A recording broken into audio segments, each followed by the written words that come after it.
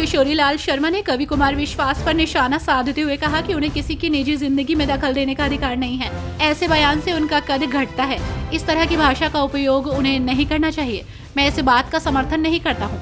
उन्होंने पहले भी इस तरह के बयान राजस्थान में दिए थे, तो उनके साथ क्या हुआ वही जानते हैं। शर्मा ने कहा, जब उनकी कोई मंशा होती है तो वो ऐसे बयान देते हैं। उत्तर प्रदेश सरकार में कैबिनेट मंत्री अनिल राजभर सोनभद्र पहुंचे। इस दौरान कैबिनेट मंत्री अनिल राजभर ने दिल्ली विधानसभा चुनाव में बीजेपी के मुख्यमंत्री के चेहरे को लेकर बड़ा दावा किया। उन्होंने दिल्ली में बीजेपी सीएम फेस को लेकर कहा कि ये सबका अपना अपना तरीका है। उन्होंने कहा कि हमने मध्य प्रदेश, राजस्थान और महाराष्ट्र में चुनाव लड़ा, लेकिन वहाँ हमारा कोई सीएम चेहरा नहीं था। ये दिल्ली की जनता तय करेगी, उनका फैसला शिरोधार्य है। मेरठ की समस्या के समाधान के लिए मेड़ा ने 300 करोड़ रुपए की परियोजनाओं की घोषणा की है। प्रथम चरण में 165 करोड़ रुपए से 12 कार्य होंगे। बच्चा पार्क से तहसील तक एलिवेटर रोड और नई सड़कों का निर्माण होगा। हापुड़ अड्डा, तेजगढ़ी किला रोड और अन्य मुख्य सड़कों का चौड़ीकरण किया जाएगा। बुढ़ाना गेट की पुलिस चौकी हटाई जाएगी। यूपी के गोरखपुर जिले में एक हैरान करने वाला मामला सामने आया है, जहां समाजवादी पार्टी के कार्यालय में 2 पदाधिकारियों के बीच झड़प हो गई। नव मनोनीत पदाधिकारी के स्वागत को लेकर शुरू हुआ विवाद गाली गलौज में बदल गया और सड़क तक पहुंच गया। हालांकि बाद में दोनों पदाधिकारियों ने कहा कि ये उनके परिवार का मामला है और वे आपस में सुलझा लेंगे। आनंद विहार तक नमो भारत को प्रधानमंत्री ने हरी झंडी दिखाई।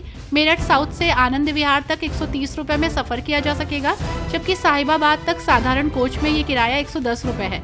दिल्ली तक रैपिड का संचालन अब प्राथमिकता में है। वहां तक काम पूरा होने के बाद मेरठ के शताब्दी नगर तक संचालन होगा। ब्रह्मपुरी स्टेशन तक ओवरहेड इक्विपमेंट वायर का काम अंतिम चरण में है। मेरठ से मोदीपुरम तक वायाडक्ट का काम पूरा हो चुका है। गोरखपुर औद्योगिक विकास प्राधिकरण गीडा में आवासीय और व्यावसायिक प्लॉटों के लिए पंजीकरण जल्द शुरू होने वाला है। पहले चरण में कालेसर योजना के तहत 35 व्यावसायिक प्लॉट्स के लिए आवेदन आमंत्रित किए जाएंगे। इसके बाद आवासीय और बचे हुए व्यावसायिक प्लॉट्स के लिए आवेदन मांगे जाएंगे। सेक्टर 23 में 45 आवासीय प्लॉट्स के लिए पंजीकरण शुरू होगा। लखनऊ विकास प्राधिकरण संपत्तियों के भौतिक कब्जे के नियम में बदलाव कर रहा है। अब सिर्फ रजिस्ट्री दिखाने भर से कब्जा नहीं मिलेगा। इसके साथ ही एक और कागज भी अनिवार्य कर दिया गया है। दरअसल वर्ष 2009 में जारी आदेश के तहत अभियंत्रण खंड की ओर से विक्रय अभिलेख के माध्यम से आवंटी को संपत्ति का कब्जा दिया जाता था। रमेश बिधूड़ी के बयान से सियासी घमासान मचा हुआ है। वहीं इसी बीच चंद्रशेखर आजाद ने कहा कि ये बहुत घटिया और ओछी टिप्पणी है। जिस सांसद ने ये टिप्पणी दी है, पहले भी उन्होंने ऐसी बात की है। ये राजनीति का गिरता हुआ स्तर है। राजनीति में ऐसी बयानबाजी की कोई जगह नहीं है। ऐसी टिप्पणी से महिलाएं उनसे खुश नहीं हुई हैं। ऐसी टिप्पणी करने पर उनको जूते मारे जाने चाहिए। बीजेपी को ऐसी टिप्पणी के लिए उनसे जवाब पूछना चाहिए। बढ़ती ठंड को देखते हुए डीएम स्कूल बंद करने के आदेश दे रहे हैं। इस बीच आगरा में स्कूली बच्चों को जिलाधिकारी ने बड़ी राहत दी और 12वीं तक के विद्यालयों में अवकाश घोषित कर दिया।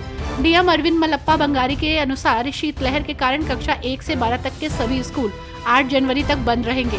कोहरा और शीतलहर में कोई विद्यालय नहीं खुलेगा।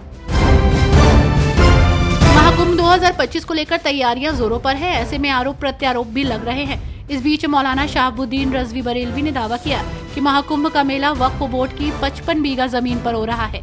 इस बयान के बाद अब विश्व हिंदू परिषद के प्रवक्ता विनोद बंसल का बयान आया है। उन्होंने कहा कि ये जिहादी मानसिकता के लोग हैं। मां भारती की जितनी एकड़ जमीन वक्फ बोर्ड ने कब्जाई हुई है, उससे मुक्ति पानी होगी।